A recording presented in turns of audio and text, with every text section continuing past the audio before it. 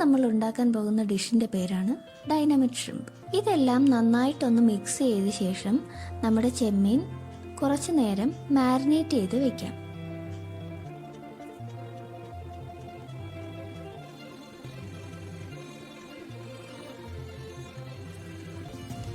ഇതെല്ലാം ഒരു ബൗളിലേക്ക് ഇട്ട് നന്നായിട്ടൊന്ന് ഇളക്കി യോജിപ്പിച്ചെടുക്കാം.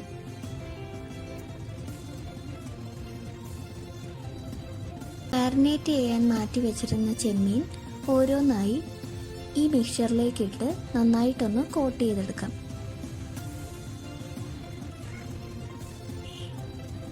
നമ്മുടെ ചെമ്മീൻ നമുക്ക് ഫ്രൈ ചെയ്തെടുക്കാനുള്ള ഓയിൽ ഒരു പാനിൽ ചൂടാക്കാം.